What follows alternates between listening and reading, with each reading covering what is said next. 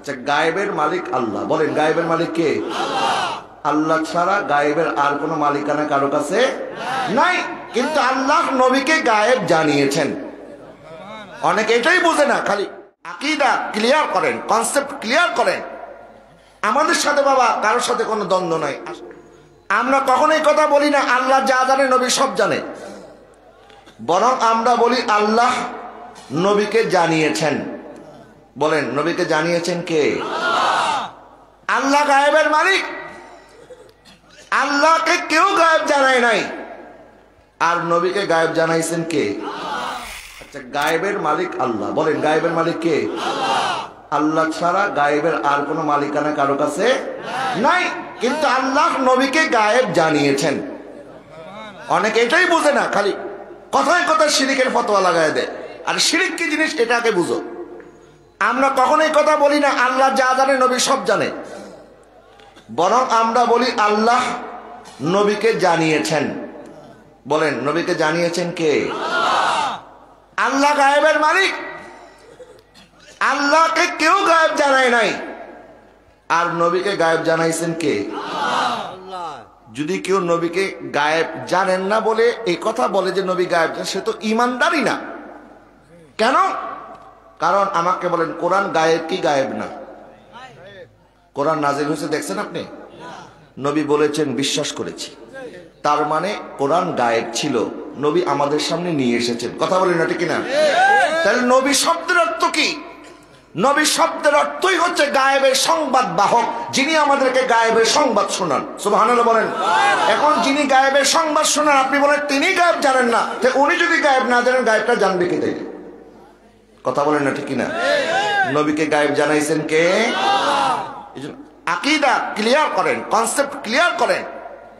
আমাদের সাথে বাবা কারোর সাথে কোনো দ্বন্দ্ব নাই। আসলে হয়তো বা কোনো বোঝাপড়ার সমস্যা।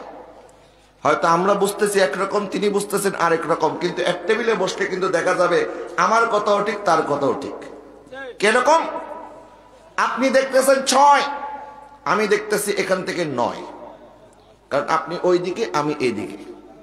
6 আপনি যদি লেখেন 6, আপনার কাছ থেকে 6 এর মনে হবে 9, আর আমার এই পার্ট থেকে কি মনে হচ্ছে? 6। তো এই জন্য দুইজন দুই জায়গায় দাঁড়ায় আছি। এই জন্য হয়তো বা আপনার বোঝার সমস্যা না, আমার বুঝার সমস্যা, কিন্তু জিনিস এক। নবীজি সাল্লাল্লাহু আলাইহি ওয়াসাল্লাম গায়েব জানেন না, এই কথা বললে কেউ মুসলমানই থাকবে না। কারণ আল্লাহ গায়েব, জান্নাত গায়েব, দোজখ গায়েব, কিয়ামত গায়েব।